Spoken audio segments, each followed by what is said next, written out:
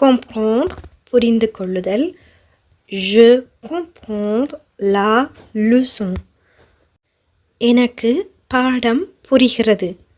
இறந்த காலத்தில் comprendre j'ai compris la leçon. எனக்கு பாடம் நன்றாக புரிந்தது. Je comprends j'ai compris. Écouter கேட்டல். J'écoute de la musique. நான் இசை கேட்கிறேன். இறந்த காலத்தில் j'ai écouté de la musique. நான் இசையை கேட்டேன். J'écoute, j'ai écouté. Prendre எடுத்தல். Je prends le train pour aller au travail. நான் வேலைக்கு போவதற்கு ட்ரெயின் எடுக்கிறேன்.